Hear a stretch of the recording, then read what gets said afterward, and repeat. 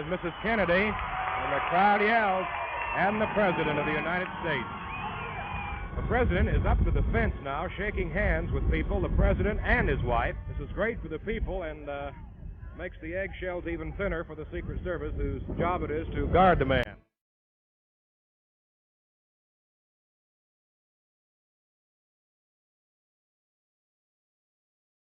I think probably a lot of people who weren't around at the time probably don't realize that on November 22nd, 1963, there was no federal law prohibiting assassination of a president. And so the whole thing became a disaster because Kennedy had rescinded the original edict that the B-26s were to take off from Nicaragua. And he was going to, quote, cut the CIA or break the CIA into 1,000 pieces. So this was, again, great motivation on the part of the CIA to try to eliminate John F. Kennedy. The House also found that the Mafia had the motive, the means, and the opportunity to kill President Kennedy. They were clearly the leading suspect. For more than 1 year after those shots were fired, not one word of dissent, not one word of question was permitted on a single radio or television network show. Not one word. Believe what you will about the JFK assassination, who perpetrated it, what the reasons were, etc. Believe what you will. You've got to be honest in saying that the Warren Commission was just totally inept. This whole case is like this, folks. Everywhere you look, you pull on any single thread, any single fact, and you're soon besieged with a tangle of subsidiary questions.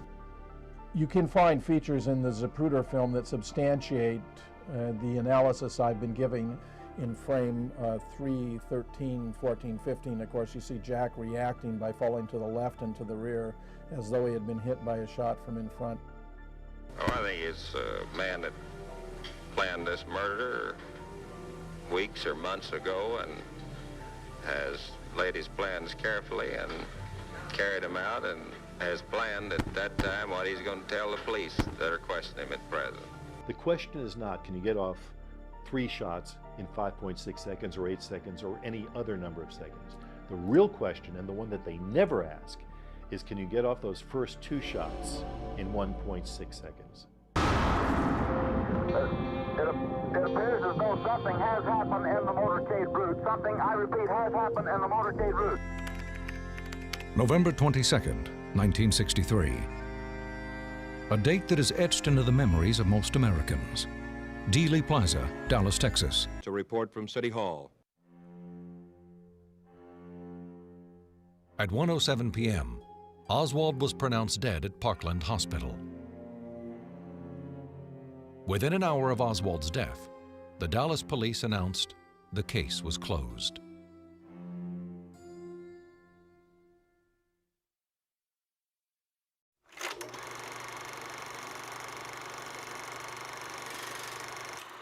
Here's a piece of copy that was rushed to me and was torn off from the United Press in Dallas. President Kennedy has been shot in Dallas, Texas. He was shot as a motorcade. Through the unblinking eyes of television, people of all races joined together in witnessing a terrible chapter in history. An Associated Press photographer, James Algens, 8LTGENS, reports he saw blood on the president's head.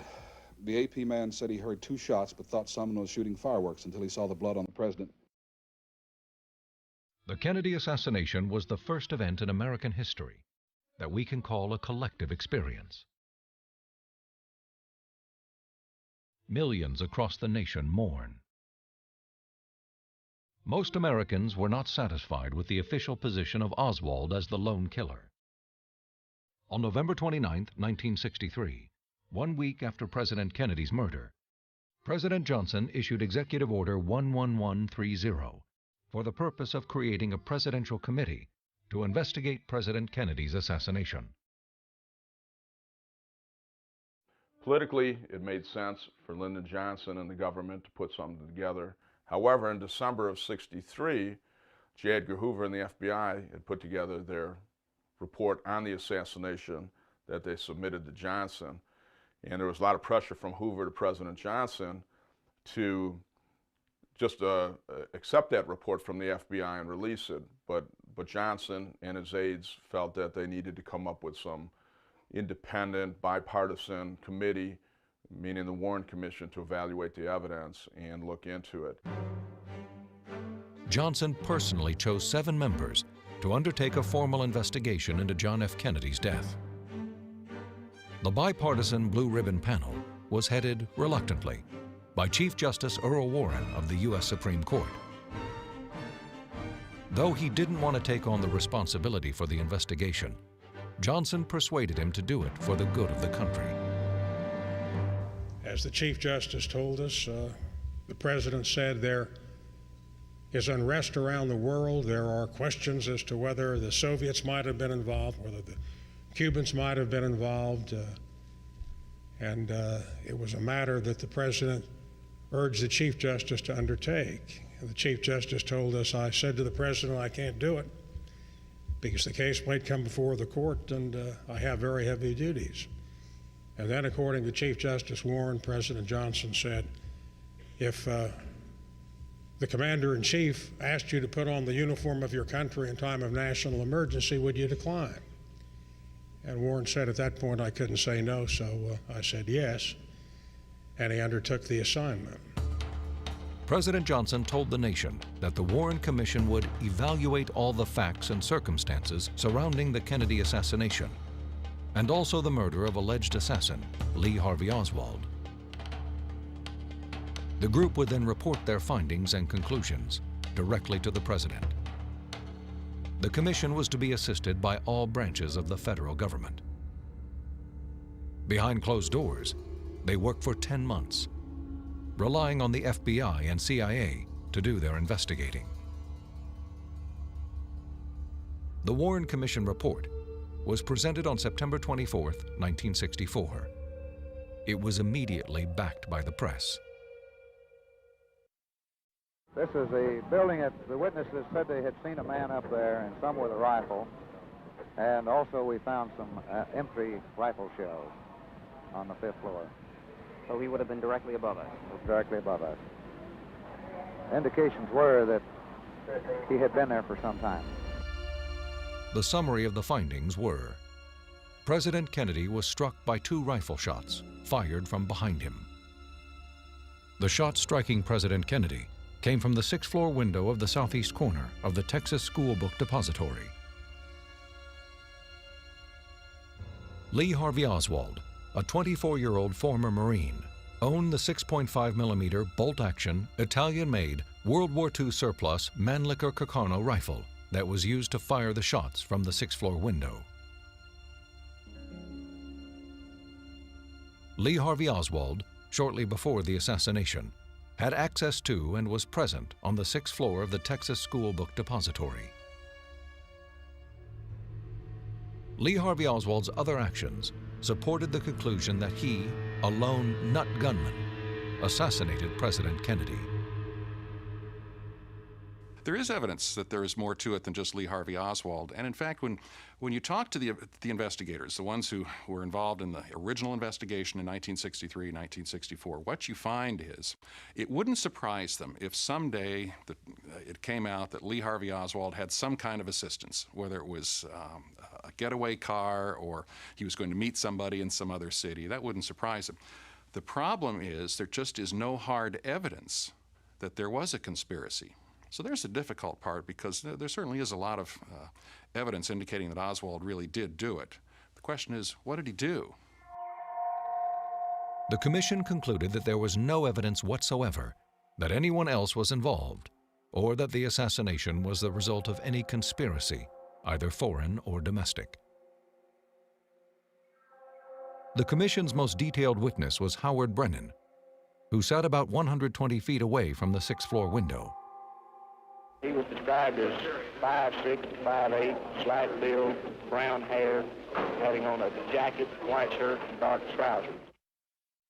Later that evening, Brennan singled out Oswald in a police lineup as the person who most resembled the man in the window, but he was unwilling to make a positive identification.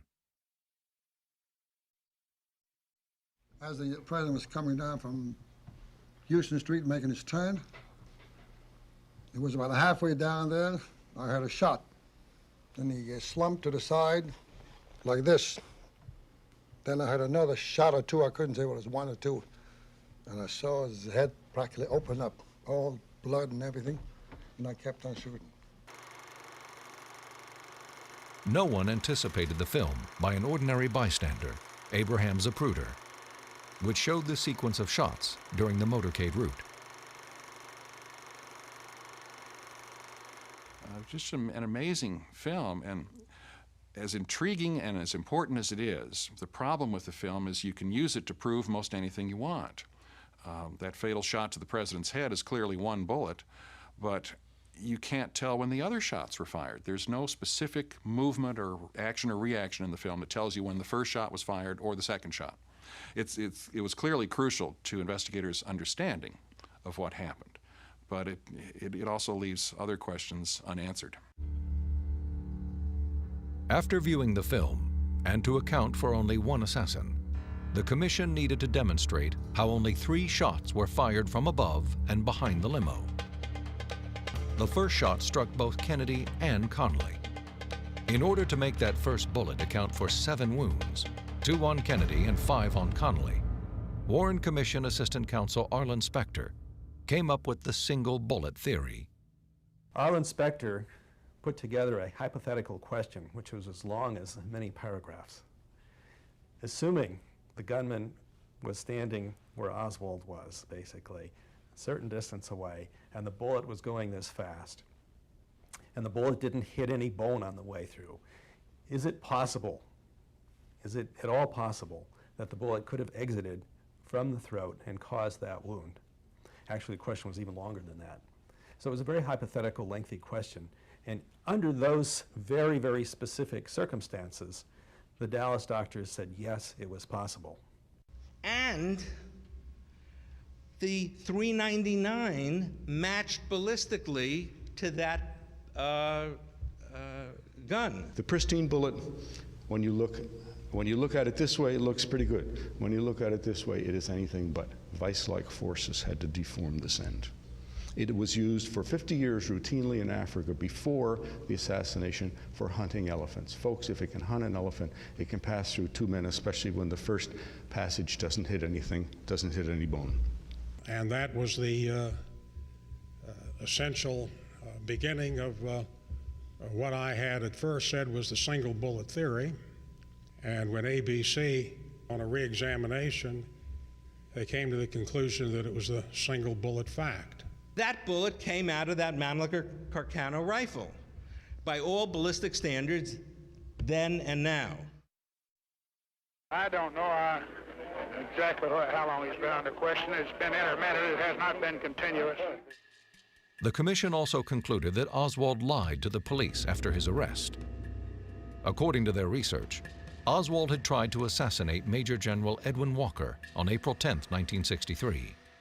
The commission reasoned that this murder attempt showed Oswald's tendency to disregard human life. Witnesses at the Tippit shooting also positively identified Oswald as the killer, and cartridge cases at the scene matched Oswald's revolver.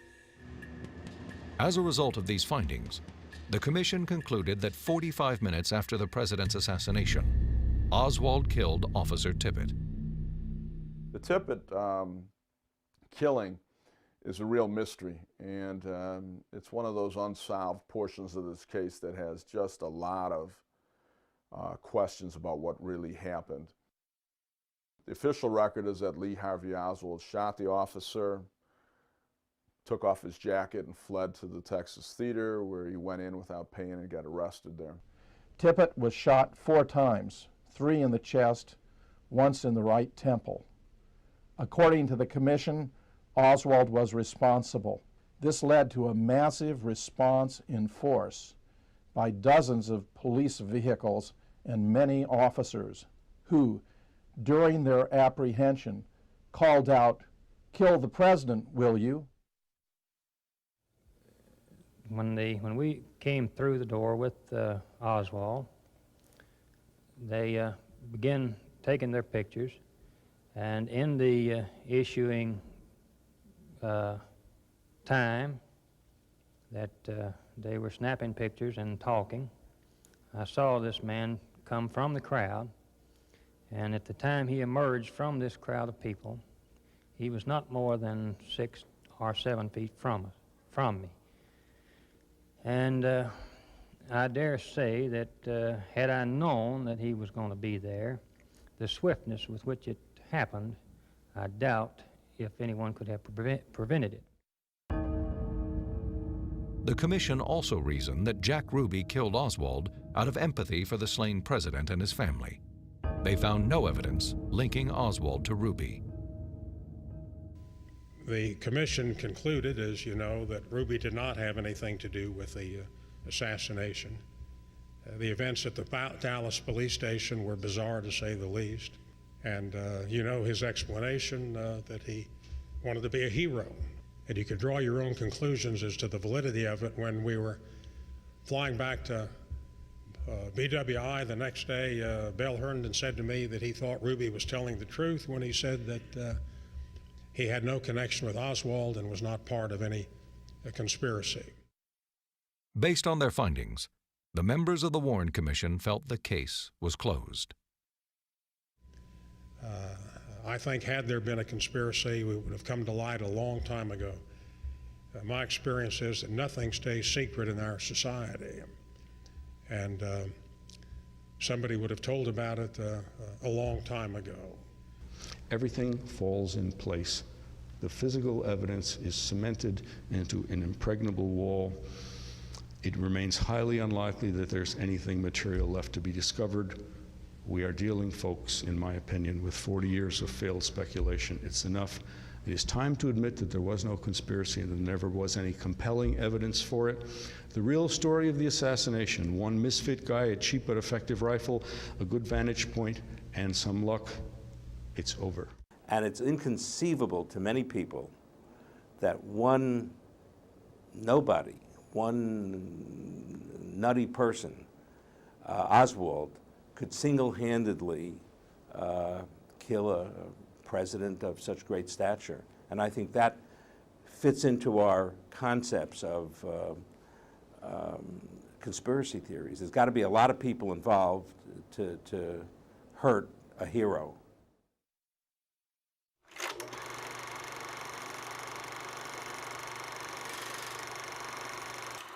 The most shocking and disappointing aspect of the case was the lack of thoroughness and completeness of what the Warren Commission had done. It's mandated to tell the truth to the American people. When our government investigates, I cherish our government. I'm a believer in our system, and I've spent my career supporting our system.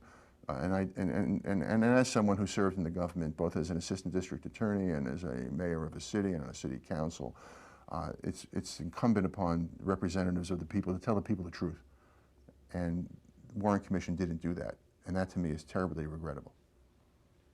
The American people were absorbed by television coverage of the assassination that day, which reported 2 shots, one to the throat, the other to the right temple, which blew out the back of the president's skull, which had been fired from in front. When the Warren Commission was released, however, those trajectories had been reversed, and now the only shots that had been fired had come from above and behind. How can the head of the world's best law enforcement agency, by the end of the day, make the comment that we have the lone assassin, Lee Harvey Oswald, having worked big cases, having worked murders, and particularly on this one, it would take weeks, maybe months to really know the truth. And this man is already saying we have him. Disregard everything else, we have him. But was the case really closed? Most of the public never thought so. The House of Representatives acknowledged the demand by creating another panel, the House Select Committee on Assassinations. From 1976 to 1979, they conducted a second hearing into President Kennedy's assassination. The House Committee tried to track down every aspect of the investigation into the assassination of President Kennedy. That included an analysis of the Warren Commission to determine, from our point of view, what the evidence was to support it, if any, and the culpability, if any, of Lee Harvey Oswald. There were no preconceptions in our minds of whether or not it was Oswald and he did it alone, as the Warren Commission found, or it was Oswald with others, or Oswald had nothing to do with it and others may have been involved. So we had a clean slate with respect to the manner in which we approached this. We also checked out leads with respect to so-called organized crime involvement and any other group or organization, foreign or domestic, that we were able to get involved in during the months that we were investigating the assassination of President Kennedy. Representatives from both the CIA and FBI admitted in sworn public testimony to the HSCA that both organizations withheld evidence from the Warren Commission that would have led to the findings of conspiracy. It is very clear that both the CIA and the FBI had very good reasons to try to mislead the Warren Commission. And I found it interesting that Senator Specter, who's of course the senator now from Pennsylvania, who wrote a book, Passions for Truth, indicated clearly that in his own team that here it was Allen Dulles, who had previously been head of the CIA, had misled the Warren Commission, and that J. Edgar Hoover had withheld information. I don't know if you need any more information than somebody on this so-called other side. In 1979, the HSCA issued its report, reversing the Warren Commission's findings. Based on scientific acoustical evidence, the HSCA concluded that President Kennedy had probably been killed by a conspiracy involving another gunman on the grassy knoll. And then as the car got directly in front of us, well, a gunshot apparently from behind us hit the president in the side of the temple. Do you think the first gunshot came from behind you too? I think it came from the same location. Apparently back up on the mall. I don't know what you call it. For the benefit of nomenclature, all you folks have gone out under the viaduct, and as you turn, going under the viaduct on the left-hand side, there's some grass. Do you think the shot came from up on top of the viaduct toward the president? Is that correct? Yes, sir. Not on the viaduct itself, but up on top of the hill, the little mound of ground there, the garden. The afternoon of the shooting at Parkland Memorial Hospital, the doctors were interviewed. Malcolm Perry, in particular, a specialist in ear, nose, and throat, had performed a tracheostomy. He actually made a very faint incision through the throat wound. And he told the press 3 times that afternoon that the wound appeared to be an entrance wound. In other words, the shot to Kennedy's throat appeared to have been coming from the front. So he said that 3 separate times. Went into trauma room 1, and when I pushed the door open, I immediately saw that there were a number of other people, physicians, who had arrived before me. And in fact, Dr. Perry and Dr. Baxter had already begun performing the tracheostomy on the president when I entered the room. And I walked by the cart, the gurney that he was lying on, where they were working on him, and walked around to the side, and Dr. Perry said, Bob said, if you would go to the head of the cart, I'd like to hand you a retractor and get you to retract the wound here so we can see. We're having a little trouble seeing. So I was only about maybe 12 to 18 inches above the wound, so I could see directly into the wound. I got, I think, the best view of the wound of anybody. Other people in the room were not as close. They were moving around and doing other things, and I was just staring into the wound. The former Warren Commission evidence was found to have discrepancies. Autopsy photos and x-rays differed from those seen by Parkland Hospital Memorial staff and the autopsy doctors. I pleaded with Professor Blakey, who was the chief counsel of the House Assassinations Committee, to please show the Dallas doctors the autopsy photographs and get their comments. For 2 solid years, he refused to do it. In the end, he never did. So I did. I took my copies, I showed them to them, and every single one, not 1, not 2, more than 20, have said that the photographs that show the rear of the head intact are forgeries. That is not the way the president's head looked. It was obvious that it was a very large and undoubtedly fatal wound. It was difficult to judge the size of it exactly, but it was in the back and side of the head, as I'm indicating here with my hand, and it probably involved the area that I'm showing with my hand, although the actual hole in the skull itself was difficult to judge its size. I would say it probably was something like 2 or 3 inches in size at least, and that may be underestimating it. That fatal shot was fired from the front. There's no question about it. The autopsy picture showed it, and that's why they were suppressed and kept from public view. There's no question at all, not just in my mind, but in anybody's mind. It became clear to me that I didn't want to be part of a historical investigation that would be anything less than 100% disclosure to the American people. The House Assassinations Committee came very close to finding the truth, and they could have. If Richard Sprague had stayed there, they would have found the truth. Even when Richard Sprague had left, Robert Tannenbaum, who took over as the temporary chief counsel, was doing a remarkable job, remarkable. He called me into his office one day and said, "Robert, you were right." I said, "About what?" He said, "This conspiracy goes to the highest levels of government, and we're going to blow him out of the water." And he meant it. Had he stayed, he would have done it. A further investigation into President Kennedy's assassination was recommended, but nothing was ever done. All official records have been sealed from public view until the year 2039. This is the most important murder in our history. Why can't we see what's happening? Every word taken was marked top secret. They worked in absolute secrecy to their shame and to the degradation of the media, all of the media.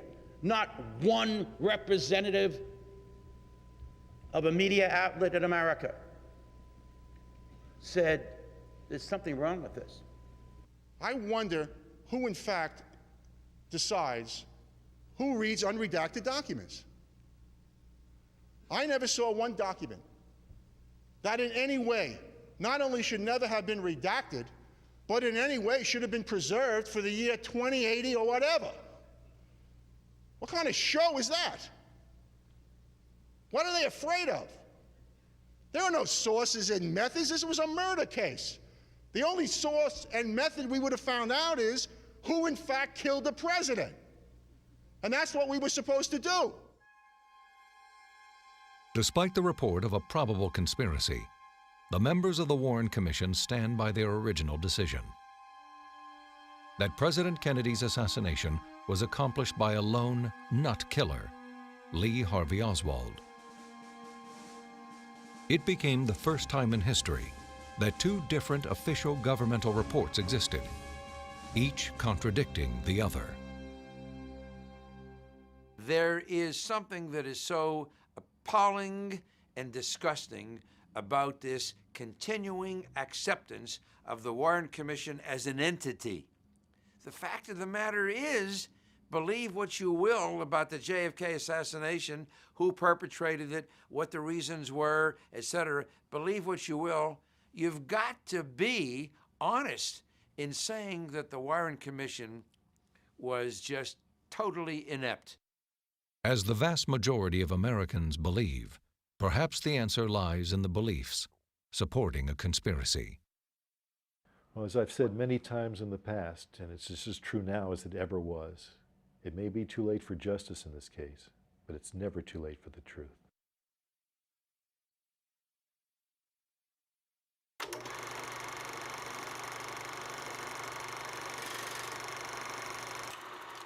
Let every nation know, whether it wishes us well or ill, that we shall pay any price, bear any burden, meet any hardship, support any friend, oppose any foe, to assure the survival and the success of liberty.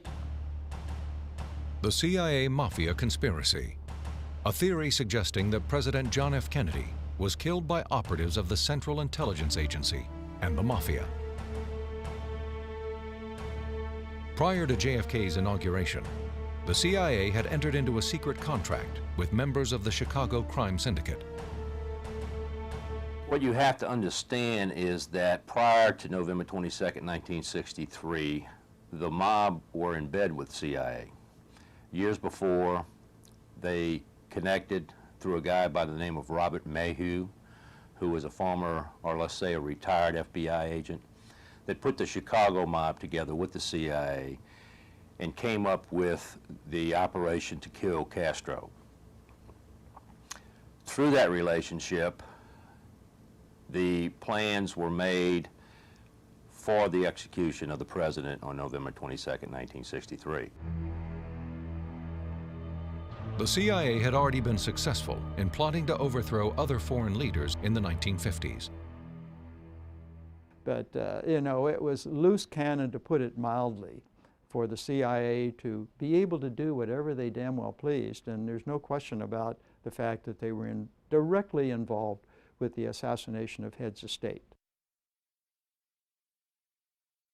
It is clear that this nation, in concert with all the free nations of this hemisphere, must take an ever closer and more realistic look at the menace of external communist intervention and domination in Cuba. The American people are not complacent about Iron Curtain tanks and planes less than 90 miles from their shore.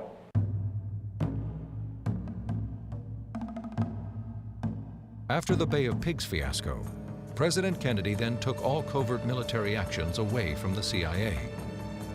He put them under the control of the Joint Chiefs of Staff and shut down most covert operations against Cuba. Well, this was Kennedy's big problem, and it was a big embarrassment to him. So what do you do but blame somebody else? You blame the CIA. So this was, again, great motivation on the part of the CIA to try to eliminate John F. Kennedy. On October 3rd, 1963, Arthur Kroc of the New York Times wrote, "If the United States ever experiences an attempt at a coup to overthrow the government, it will come from the CIA. The agency represents tremendous power and total unaccountability to anyone."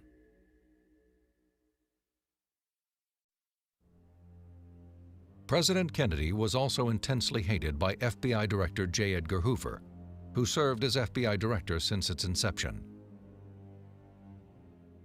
J. Edgar Hoover, who served for nearly 5 decades as Director of the Federal Bureau of Investigation, had a sordid and tawdry career running the FBI virtually as a private police force. The man was not above blackmail and eavesdropping and wiretapping and other surreptitious methods within the United States, regardless of their degree of legality, to extend his influence over American life. During the Kennedy administration, Hoover realized that he would be forced to take a mandatory retirement after the 1964 presidential election. Hoover also despised Robert Kennedy, who was his boss as Attorney General. J. Edgar Hoover had reached the age of retirement, proper age of federal retirement. And the Kennedys, of course, despised J. Edgar Hoover, particularly John Kennedy, because J. Edgar had learned about his love affairs and so even had lunch with him to say, listen, I know about your love affairs and you want to be careful that I may expose you. So here was J. Edgar Hoover and his dislike, intense dislike and hatred toward the Kennedys, and they were going to remove him. The ties between Hoover and the Mafia were strong. Although Hoover couldn't stop Robert Kennedy's Mafia prosecutions, after President Kennedy's death, the prosecutions of Mafia figures dropped to almost nothing. If you watch the mob, and if you watch as far as investigations against them, the only time they were really hurting and they were being looked at is from 1960 to 1963, and that was by Robert Kennedy. Upon the death of JFK, basically the day after, all the heat was off of them. And the heat was not back on until after J. Edgar Hoover died. After the assassination, Hoover said to his friend Billy Byers Jr., "If I told you everything I know, it would be very dangerous to this country. Our whole political system could be disrupted."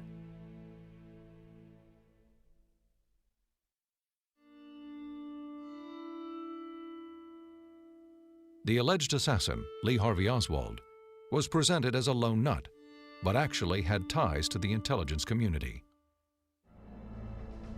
In fact, Oswald was an ex-Marine and trained intelligence operative, the perfect choice for a patsy. Oswald even recognized he was being set up. No, they're taking me in because of the fact that I live in the Soviet Union. I'm just a patsy. Whatever role Oswald may have played, we didn't find significant evidence that would establish a case, let's put it this way, to prove beyond a reasonable doubt in a court of law. So it was very questionable, the evidence against him that the Warren Commission had laid out. There are a lot of explanations for questioning the evidence. The palm print on the rifle, for example, the Mannlicher cano that was allegedly found in the depository, the single bullet that went through the president and Governor Connolly. There are substantial questions that exist when you carefully analyze the evidence against Oswald. And at the time that I was on the committee, it was clear that many of us believed that the evidence was lacking with respect to Oswald as the sole gunman. How does this conspiracy tie back to the Mafia? One obvious link is the hidden background of Oswald's killer, Jack Ruby. Ruby was a shadowy underworld figure who grew up working for Mafia leader Al Capone in Chicago. Now, Jack Ruby certainly worked for organized crime.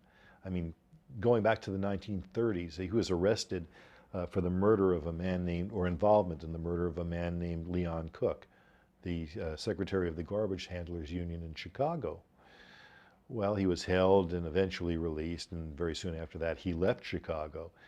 But this was the mob takeover of the Garbage Handlers Union, and Leon Cook's murder was part of this, and Jack Ruby was certainly connected with that. Ruby was well known to the police and clearly had assistance in being in that position at that time. There is Lee Oswald. He's been shot. Lee Oswald has been shot. There's a man with a gun. You've seen the pictures of the man in the big Stetson hat standing beside him when he was shot. And he said, well, you know, doctor, he said, as soon as that happened and Oswald had fallen to the floor, I got down on my hands and knees over his face. And he was still conscious, his eyes were open. And I said, son, you're hurt real bad. Do you want to say anything? And he looked up at me, Oswald did, looked up at me for a long time, like he was thinking. And then after, you know, some time, I mean, not some time, but, you know, 20 seconds, 30 seconds, something seemed like a long time, Oswald shook his head slowly from side to side like that, and then lost consciousness, and that was the end of his consciousness.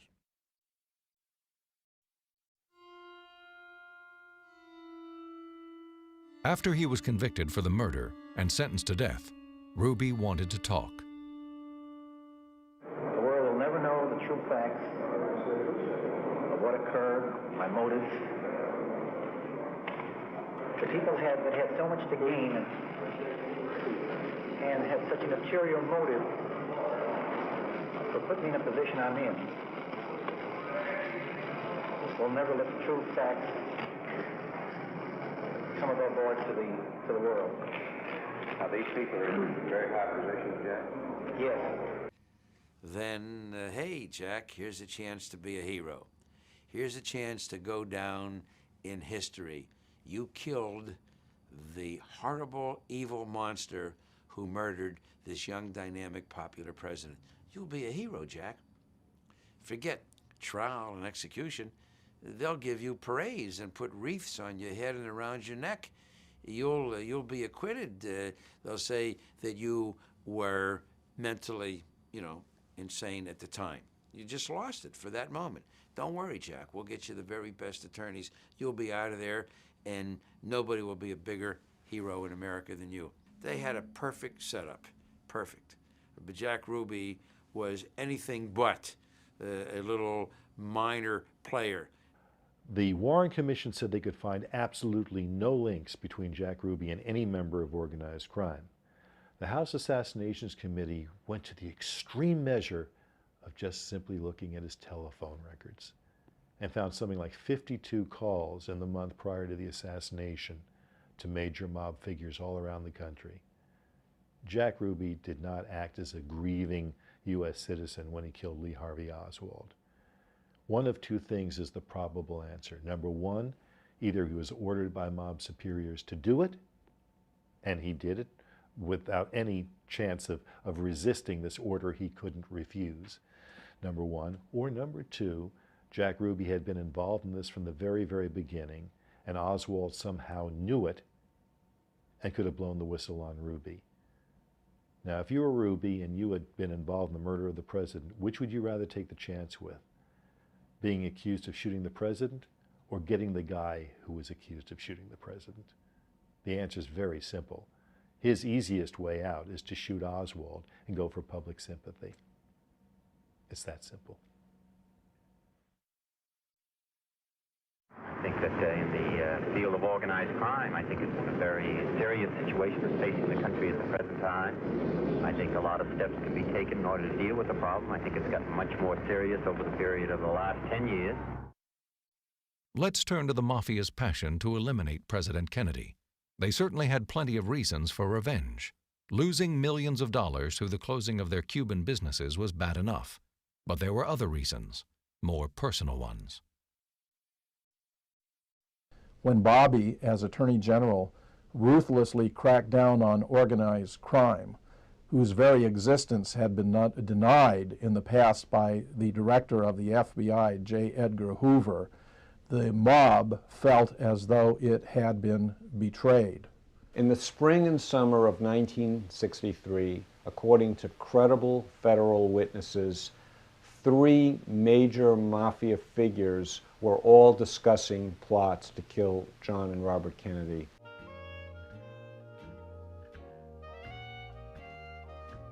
For Sam Giancana, his connection to the Kennedy family went back to the 1920s, when JFK's father, Joseph Kennedy, kept a secret bootlegging business. While selling liquor during Prohibition, Joseph Kennedy crossed into territory belonging to the mob. Joe Kennedy made a lot of money in the liquor industry when he gained evidently inside information about the end of Prohibition and got a lock on the importation of scotch from the British Isles. This made Joe Kennedy a fabulous sum of money. There are also a lot of stories about Joe as having been involved in bootlegging during Prohibition. Without any doubt, he was an extraordinarily controversial man, very powerful, willing to put his money where his ideas were, and he, of course, aggressively promoted the political aspirations of his sons. Members of the Mafia were offended and took out contracts to eliminate Joseph Kennedy.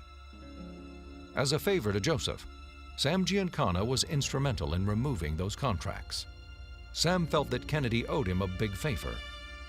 When Joseph's son was running for the presidency, a new promise was made. Joe Kennedy promised the mob the White House. You elect my son, and the White House is yours. Well, what did?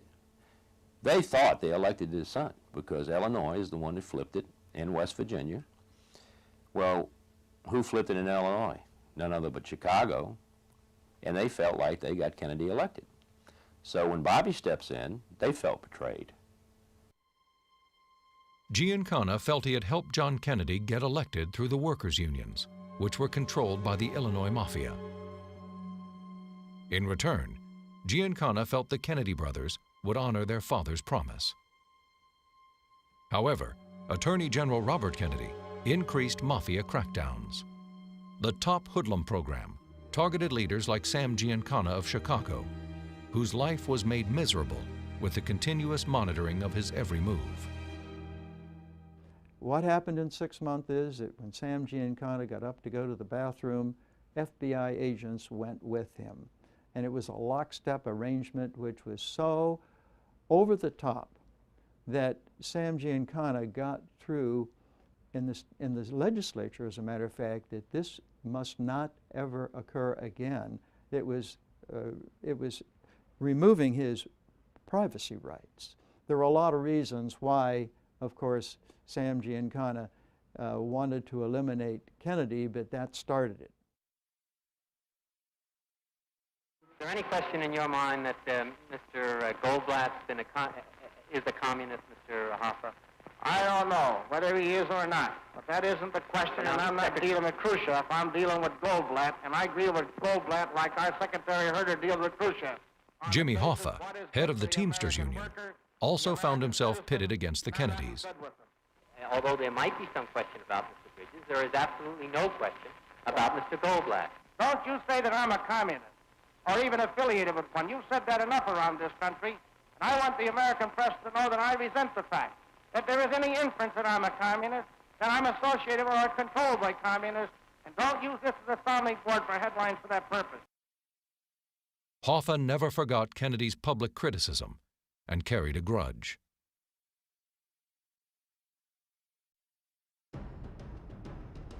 Mafia Don of New Orleans, Carlos Marcello, whose territory also encompassed the South and Dallas, had plenty of reasons to hate the Kennedys, especially Robert Kennedy. Marcello and his lawyer were together when he signed up, as he had to every year, an immigration office. He walked out of the office, and Bobby Kennedy's guys picked him, both of them up. Mike Maroon was his name, and took him to the New Orleans airport, put onto a plane, went a whole way to Guatemala City, put onto a bus, and driven into the jungles of San Salvador, left there to die. Marcello almost did die, but managed to escape, and harbored intense hatred and resentment against the Kennedy family. For Santos Trafficante, his anger against the Kennedys went beyond the millions of dollars lost from his destroyed Cuban gambling casinos. He also didn't like to see his associates in trouble because of the Kennedys' crackdown on mob leaders. And so Santos Trafficante was real upset with Kennedy for having made sure that the Bay of Pigs was a disaster, and therefore his fortune, his empire, still was in the hands of Castro. Trafficante confessed, "Bobby Kennedy made life miserable for me and my friends. I think Carlos Marcello screwed up in getting rid of JFK. Maybe it should have been Bobby."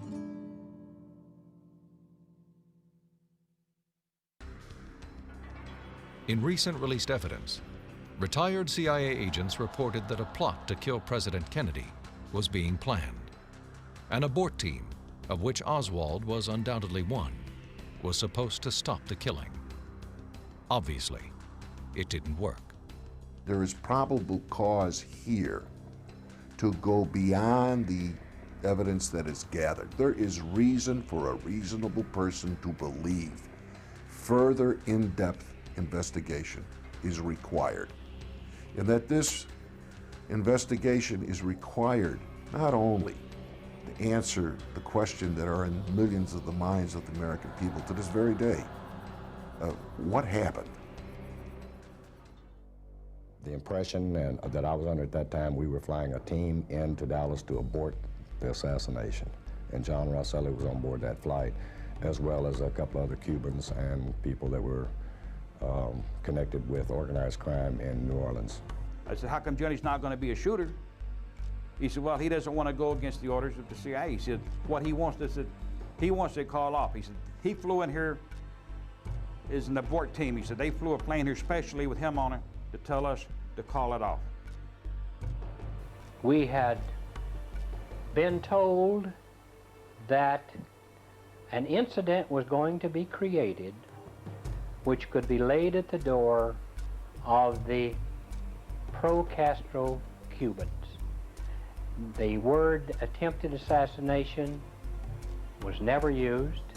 We assumed that because of all this light-loaded ammunition that probably somebody was going to maybe take a shot from somewhere. Johnny's a little bit paranoid on this. He says the CIA's called the hit off. He said they don't want the hit to go down. And I said, well, what'd you say? Chuck's exact words were, fuck them, it's going anyway. The objective was to stop the ambush. We had prior knowledge that an attempt was going to be made. The information that came down earlier that the attempt was going to be made outside the Adolphus Hotel. And for whatever reasons, it was changed at the last minute to the Dealey Plaza. The Dealey Plaza would have been the most logical place to make an ambush-style hit or cross-triangulation. At the time of the shooting, the minute all these shots were fired, we knew that something had gone awry. We didn't know why, but from all the screaming and carrying on, we knew that there had been one hell of a bad incident. And at that time, it ran through our mind that, hey, we've gotten ourselves into something that's way over our head. And then the shots came out, and that's when all hell broke loose. And at this point right here, I remember seeing Kennedy's head go way back like that. And Sergio turned to me. He said, oh my gosh, we effed up. Let's get the hell out of here. And so at this point, I turned like this and then made a step to come up and around. And Sergio was about right along here. And we went up here.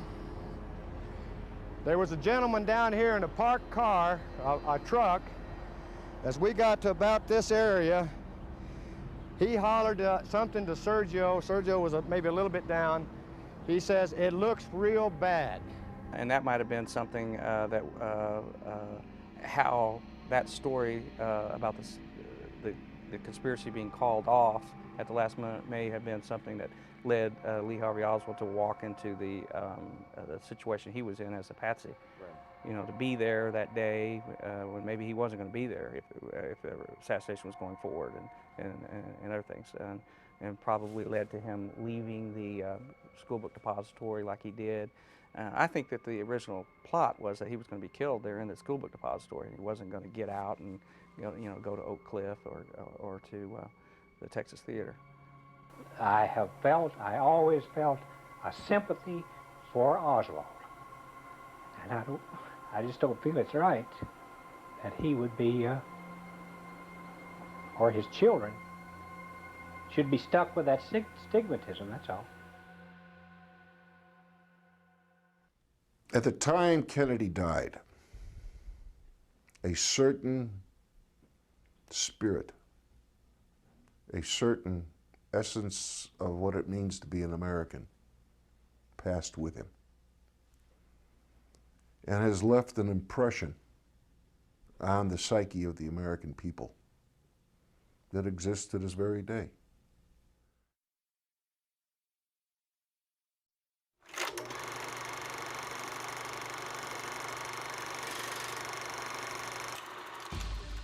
The Soviet Union KGB assassination theory. A theory that suggested President Kennedy was killed by assassins hired by French Corsican drug dealers who had the backing and support of the American Mafia. The theory's strongest merit is that the Soviet Union and KGB came to this conclusion about Kennedy's death. My feeling is that there were the big money of Texas, the magnates, but who was used by them in the concrete situation, whether that was FBI or CIA, that I'm not in a position to discuss. But it was definitely the result of Kennedy's efforts to find better relations with the Soviet Union. You can call that an American coup d'etat. But I would think this was simply an effort to those forces to substitute Kennedy with a more forthcoming president, and Lyndon Johnson was exactly that kind of person. While the world was in shock over the assassination of President Kennedy, Premier Nikita Khrushchev of the Soviet Union, stunned by JFK's death, feared there would be a backlash against Russia and that they would be blamed for his murder. He authorized the KGB to perform their own investigation. Judging by the footage, it did look like the shots had come not only from the rear and out of the window somewhere in the book depository, but also from the front.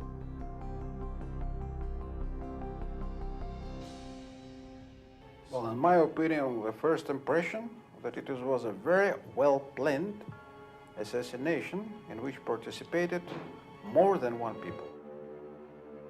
The KGB discovered that a contract had originated out of Marseille, France, with French Corsican drug dealers working with elements of the American Mafia.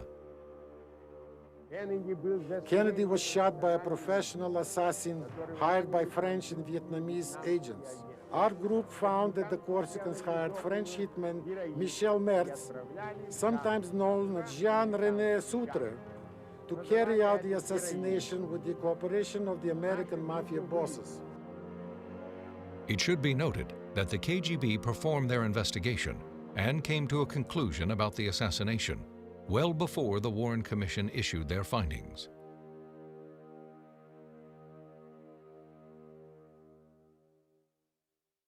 And are you a Marxist? Well, I have studied Marxist philosophy, yes, sir, and also other philosophers.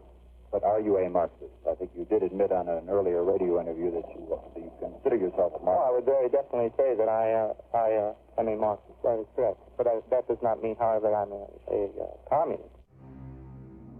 They first focused their investigation on Lee Harvey Oswald. Based on their knowledge of his background and their experience with him during his time in Russia, they did not feel that Oswald had the competence to pull off the assassination. He was just a mediocre kind of an individual. He was just an ordinary American. My group, the Special Section for Analysis, concluded that President Kennedy was not killed by Oswald. There was a lot of difference of opinion in the KGB, but one thing we all agreed that was Oswald was too incompetent to pull this off. But Oswald's time in the Soviet Union cannot be overlooked. Oswald has a 201 personnel file with the CIA, and of course they don't have files on just anybody. They have files on people that they work with. The purpose of his mission seems to have been to stop the Paris peace talks. Khrushchev was psychotic, no question about that.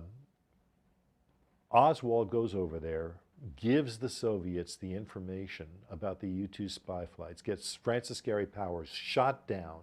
This whole mess infuriates Khrushchev so much he calls off the Paris peace talks, and the CIA-backed Cold War goes on and on and on for years to come.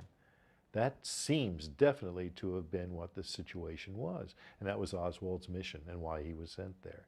And Oswald claimed, you know, to people privately like Judith Very Baker, that he was an agent of the government. And it seems to me that he was, and that he had to be silenced. I believe the original plan was for Oswald to have been killed that day, November 22nd, '63, in the Texas Theater where he was arrested. There was a scuffle, and there was some shouting and a gun and this and that, and he just got arrested, but I think he was supposed to have been killed that day. And when he wasn't, I think these conspirators were in a real panic. And Jack Ruby was brought in 2 days later to kill Oswald. The KGB also conducted their own ballistic tests using a Mannlicher Carcano rifle to duplicate the JFK shooting. Their findings coincide with many American experts' beliefs that Oswald could not have fired that many shots from the Mannlicher Carcano within a 5.6-second time frame.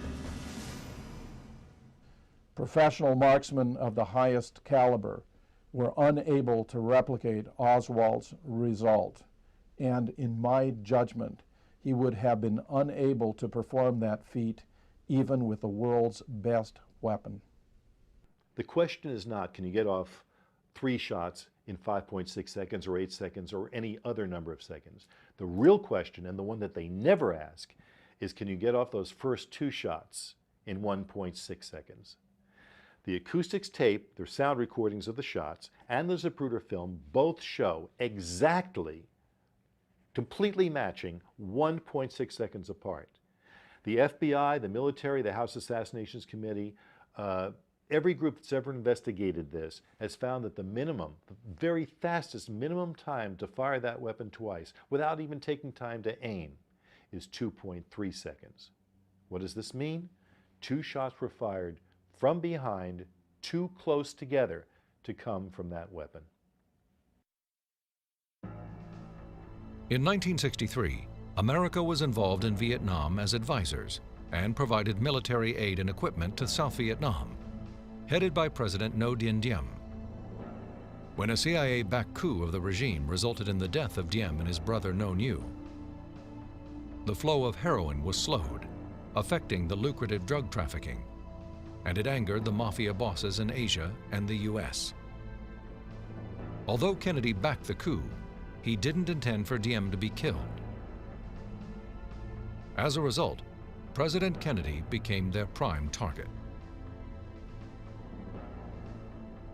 Diem's death was just 3 weeks before JFK's assassination. The Corsican Mafia leader Antoine Guarini, upset by the flow of heroin now coming out of South Korea, turned to the American mob for support. He had close ties with Mafia bosses Santos Trafficante, Carlos Marcello, and Sam Giancana, who also benefited and stood to lose from the disruption of the drug supply. Any one of them would have had no problem assisting with the assassination plot. The Warren Commission, I think, either was unable to learn the truth and to complete the investigation, or they decided to conceal some of the truth based on what they saw as the vital interest of the nation. Whatever has been written more recently about John F. Kennedy, about his personal life and some personal weaknesses, I hold that he was a great president. He had great plans for the future of the United States and the world, that had great promise for the entire world. The world could have turned out quite differently if those plans were realized. And my question is, was this really to the liking of some people both in your country and perhaps in our country and elsewhere? That's my question.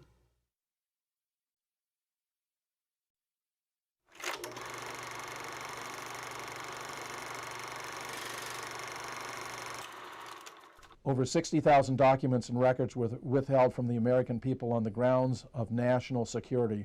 They were bottled up by the Warren Commission for 75 years. But if the government's official story is true, if Jack Kennedy was killed by lucky shots by a lone demented assassin, then there was no national security aspect to the assassination, which can only lead to the inference that those documents and records were withheld because of what they might have revealed about the true causes of death and the factors that were involved in bringing it about.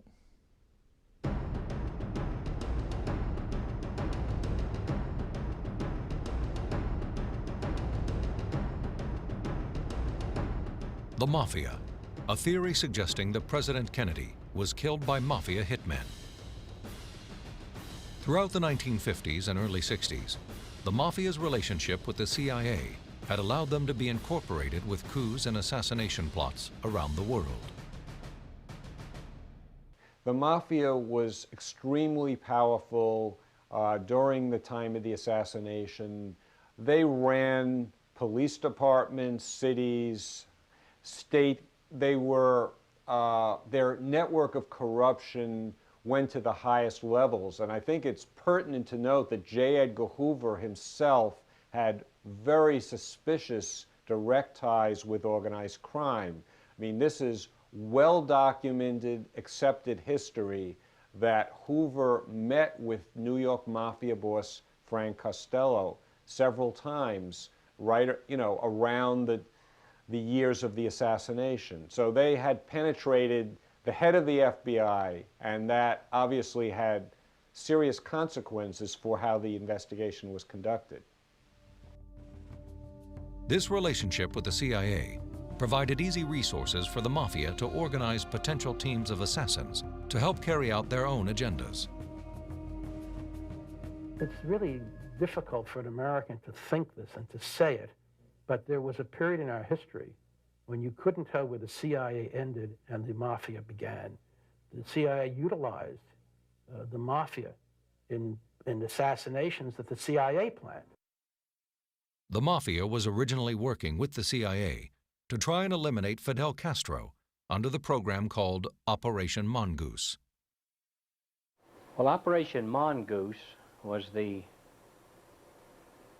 ill-conceived, almost idiotic plan to assassinate Castro, in which they decided, of the plans that they had had, the one that ended up with Mongoose was the most ridiculous of all, in which they decided they would use organized crime, feeling, I guess, that organized crime is skillful at that sort of thing.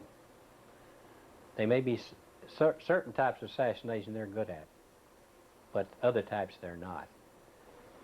But never came to fruition.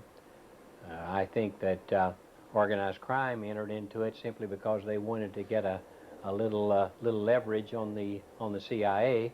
They had recruited, among others, an Air Force officer by the name of Edward Lansdale, who had collaborated with the CIA in conducting assassinations in many parts of the world.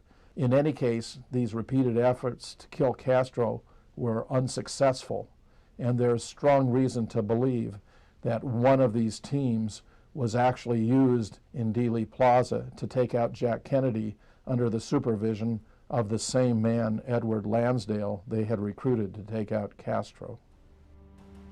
This access to information put them in a unique position to take action against JFK, with the confidence they could get away with it without retaliation from any government investigative units, including the FBI. When you speak of the mob, they're one and the same as far as the CIA at that particular time. They're more really CIA than the mob. I think it's my opinion that the mob utilized these particular mob people for the hit on JFK. Over the years, investigation into the assassination of President Kennedy has resulted in the declassification of many internal government, FBI, and CIA documents. Unique and different from any previously disclosed operation, the plan for a coup in Cuba was authorized by JFK and run by Robert Kennedy. The CIA's codename for their supporting role in the coup was AMWORLD. The CIA arranged for a leading figure in the Cuban government to assassinate Fidel Castro. The death of Castro was to be followed by an armed invasion of U.S. military-trained Cuban exiles. These men would have been veterans of the Bay of Pigs operation. The Senate Intelligence Committee documented that the CIA and the Mafia worked in partnership to try to kill Castro. The CIA enlisted the help of the Mafia in various assassination plots. And they both had, the mob certainly had their own motive for trying to get rid of Castro based on the fact that Castro had kicked them out of their Cuban rackets. By linking Kennedy's death to the top-secret plan, the Mafia chiefs could present a proper investigation into the assassination. They were confident that any such exposure could push America to the brink of war with Cuba and the Soviet Union. I believe that historians will conclude that Jack Kennedy navigated this nation through the most treacherous shoals in its history, where nuclear war was in the offing, and without his wise judgment, notwithstanding how it may have been interpreted as others, he saved the world to live another day and avoided World War III. Within days of the assassination, associates of Robert Kennedy said that Bobby thought Carlos Marcello was behind his brother's death, but he didn't want to reveal what he knew to the public or to the Warren Commission without C-Day being uncovered.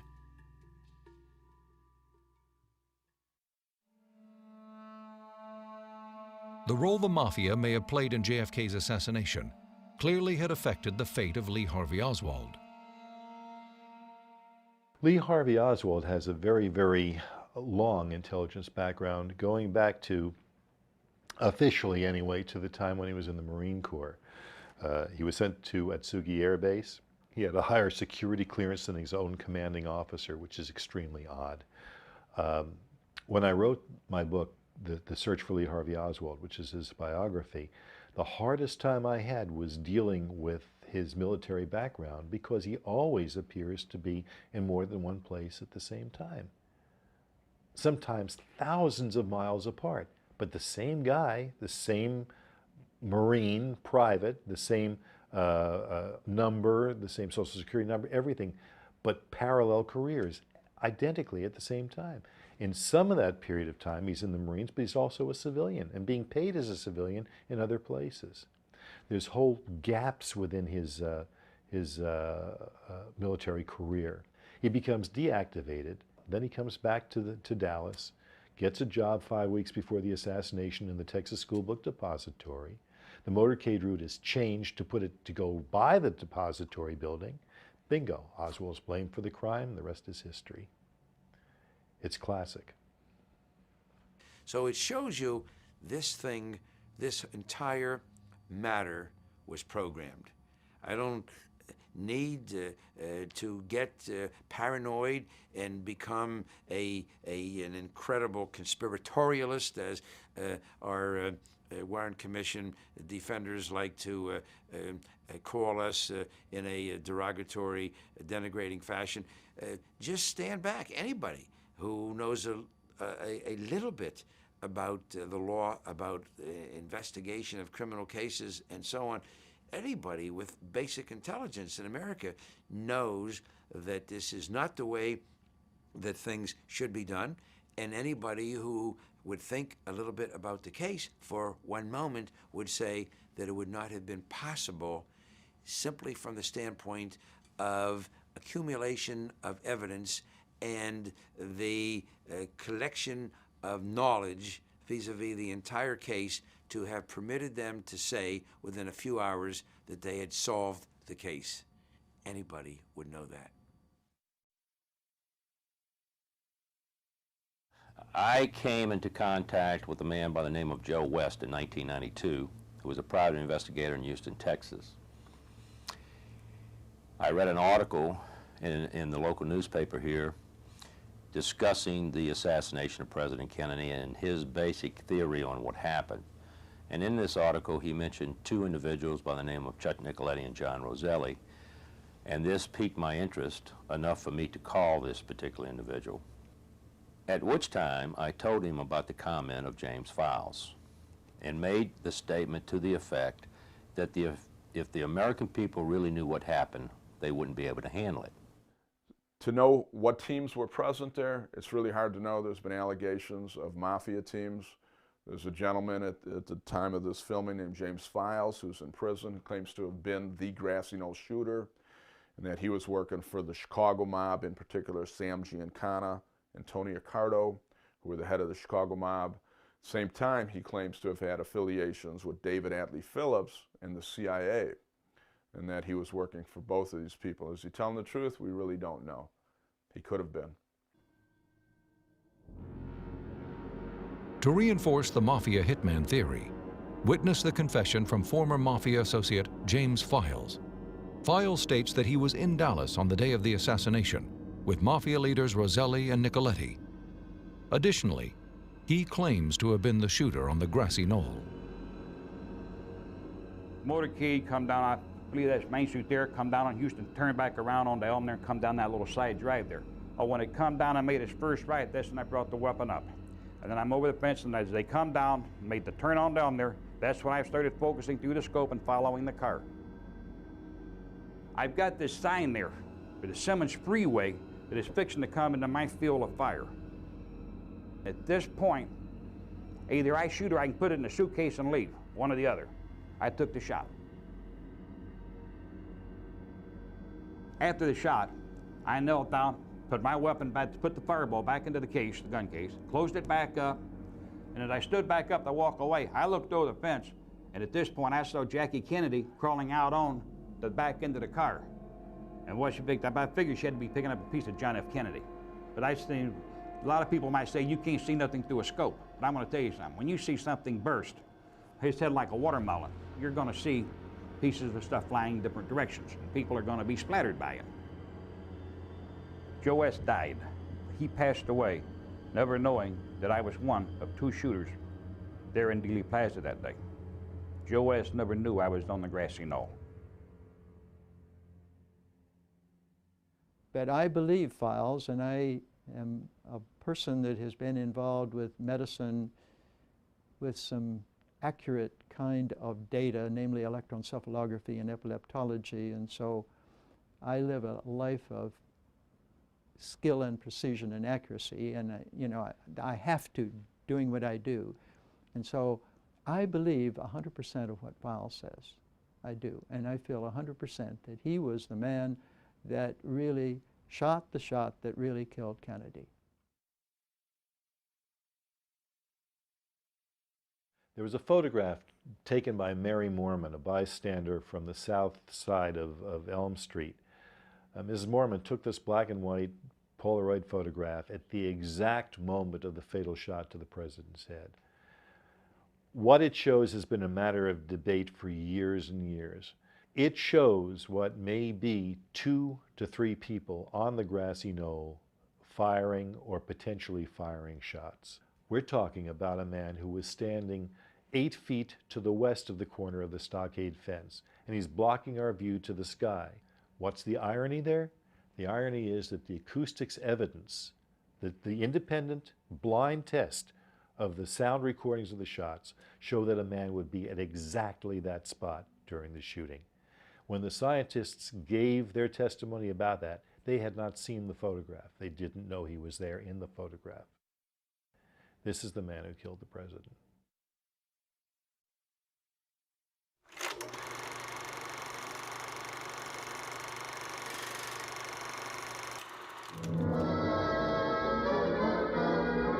The assault has begun on the dictatorship of Fidel Castro. Cuban army pilots opened the first phase of organized revolt with bombing raids on 3 military bases. 2 of the B-26 light bombers then seek asylum in Florida.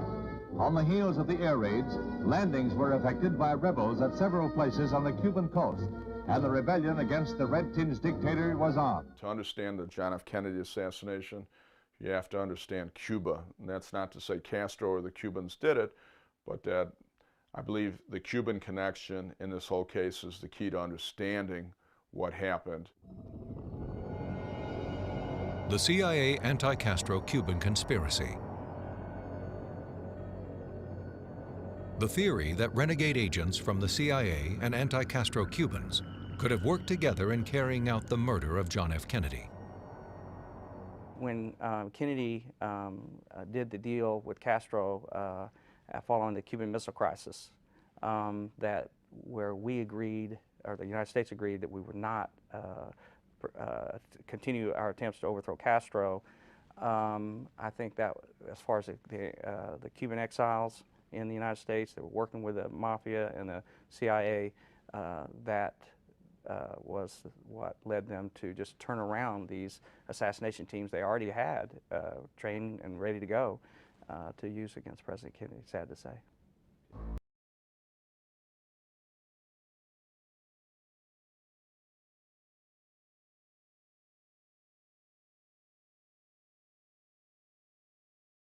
With President Kennedy over the handling of the Bay of Pigs invasion, as well as other CIA-backed anti-Castro actions.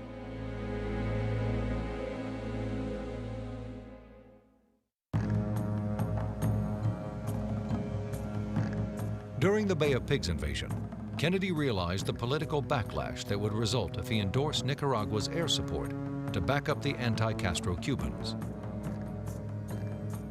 At 1:30 in the afternoon on April 15 in 1961, Kennedy issued an edict that he was going to permit the B-26s to fly out of Nicaragua to support the anti-Castro Cubans to take back Cuba. And so the whole thing became a disaster because Kennedy had rescinded the original edict that the B-26s were to take off from Nicaragua. JFK resented the CIA's military promises to the Cuban exiles without his approval. He was angered when the CIA not only misjudged the support they'd received from the Cubans, but also the effort needed to get a foothold into the country.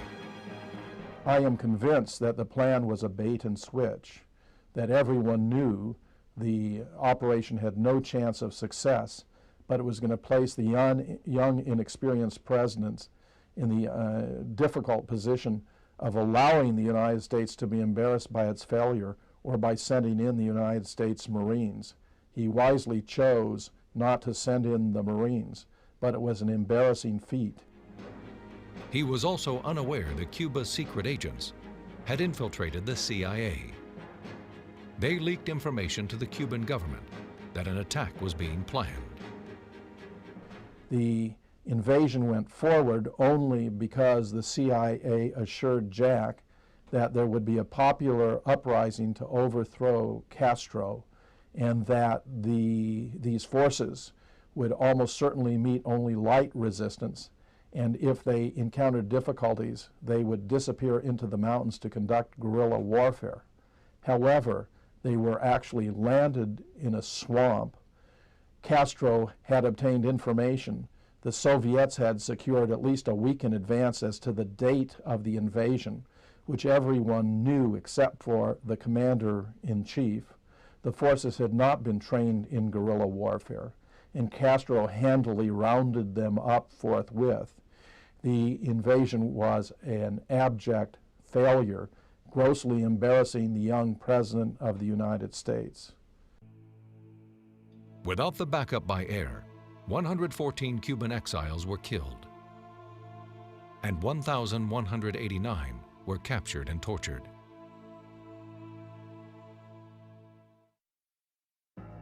The cause for the CIA's anger was that Kennedy's actions threatened the agency's survival. In 1962, John F. Kennedy ordered the CIA to stop assassination attempts against Castro. But the CIA ignored the presidential order.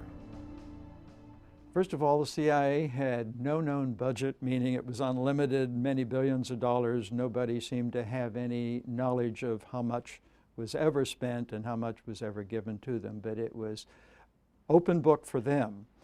But it became clear to certain members of Congress that the CIA may have been involved with the assassination of heads of state. So Senator Frank Church from Idaho decided that he would put together a committee on this. And so he had a committee hearing on it, and even General Schneider of Chile was assassinated, and we had Diem from Vietnam assassinated, and Lumumba, the Congo, was assassinated, all through the efforts of the CIA. According to Senator Smathers, Kennedy said he had to do something about the CIA and warned that the agency needed to be stripped of its extreme power. Kennedy's actions infuriated both the CIA and the anti-Castro rebels. Even though JFK took public blame for the failed invasion, he privately blamed the CIA and threatened to destroy the agency. This created shockwaves throughout the CIA that were just unbelievable, and did not make Kennedy, who was basically a brand new president, very young, 43 years old, did not make him friends with the CIA. He privately told people he was going to scatter the CIA into 1,000 pieces and scatter to the wind. You know, he was not pleased. JFK fired Director Allen Dulles, who later became appointed to the Warren Commission, and discharged General Charles Cabell, whose brother served as the mayor of Dallas. Cabell, a lieutenant general in the Air Force, would return to the Pentagon describing Jack Kennedy as a traitor to his country. Ironically, Cabell was born in Dallas in 1903. His brother Earl was born near Dallas in 1906 and became the mayor of the city of Dallas in 1962, in which capacity he not only supervised ceremonial activities and motorcades, but the Department of Police, in which capacity I believe he would have had a role in determining what route the motorcade would take. In August of '63, Oswald participated in a pro-Castro campaign in New Orleans that lasted 12 days. He was caught on television cameras as he passed out flyers. The flyers were stamped with an address that matched the same building as ex-FBI agent Guy Bannister. The stuff that Lee Harvey Oswald was doing that summer seemed to be intelligence related. Now there's a lady that's come forward named Judith Very Baker, who claims to have had a relationship, an affair with Lee Oswald that summer. She was a chemist and she was a biologist, and she's alive to this day, and she very strongly will tell you that Lee Oswald was an agent of the government on a mission to help kill Castro, so that his stance really wasn't pro-Castro, and that in conjunction with the mob and the CIA, they were planning on getting rid of Castro. And when that plan fell through, it seems like the wheels started turning, as if we can't get Castro, we're going to kill Kennedy. These actions created a public record of an Oswald-Cuban connection, but none of this information was shown to the Warren Commission. In order to create a case against Oswald, the commission had to believe incredible witnesses and disregard believable witnesses. It had to accept evidence that had been fabricated and exclude evidence that was genuine.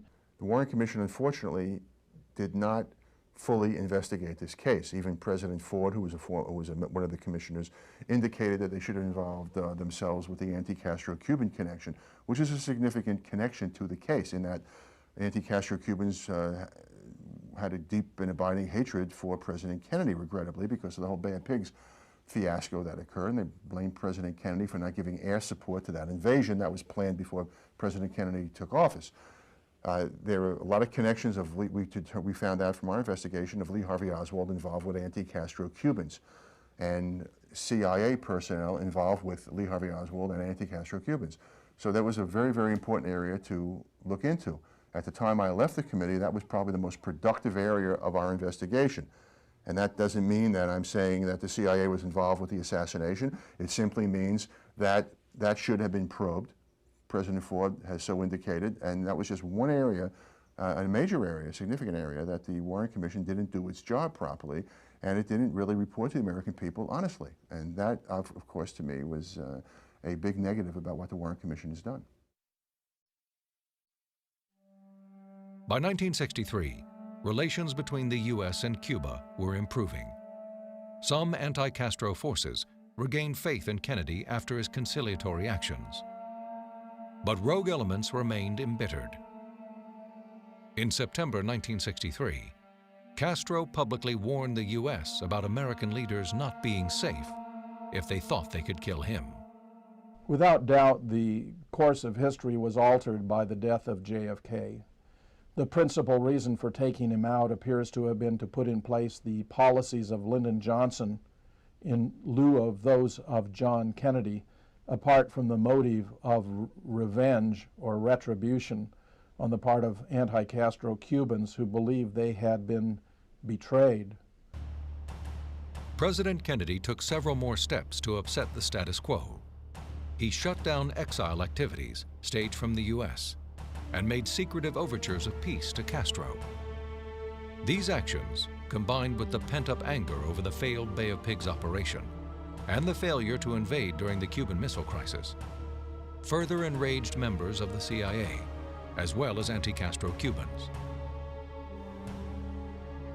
Many officers felt Kennedy had betrayed them and their Cuban exile allies. When he negotiated in 1962 this settlement of the missile crisis with Cuba and found a settlement with Nikita Khrushchev that didn't force us to go to war. He was a hero to some people, but to the right-wing Pentagon, military people and CIA people, and especially the anti-Castro Cubans, he really blew his chance in their minds, and he was portrayed as being very soft on communism. It is clear that the forces of communism are not to be underestimated in Cuba or anywhere else in the world. The advantages of a police state, its use of mass terror and arrest to prevent the spread of free dissent, cannot be overlooked by those who expect the fall of every fanatic tyrant. If the self-discipline of the free cannot match the iron discipline of the mailed fist in economic, political, scientific, and all the other kinds of struggle as well as the military, then the peril of freedom will continue to rise. There are many reasons to believe that the powerful forces, institutional and otherwise, that were responsible for the death of Jack Kennedy continue to exert their malevolent influence upon American government and world history to this day.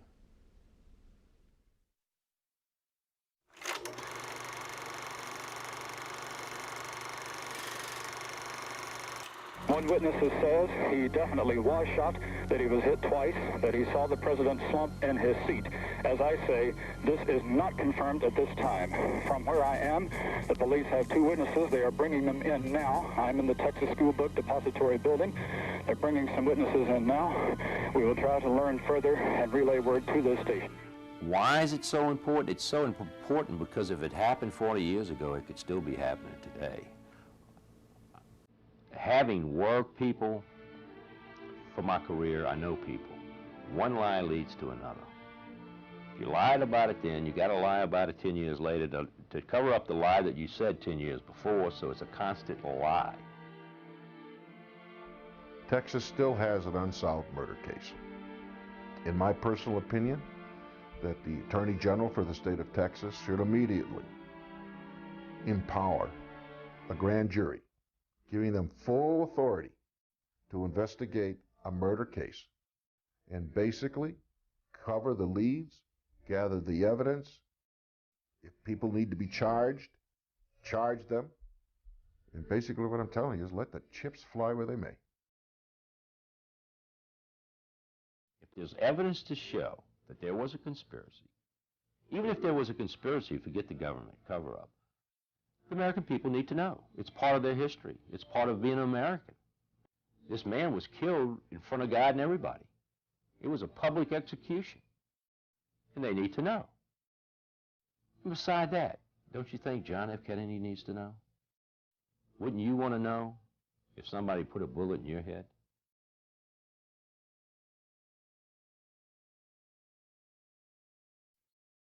From Dallas, Texas, the flash, apparently official, President Kennedy died at 1 p.m. Central Standard Time, 2 o'clock Eastern Standard Time, some 38 minutes ago.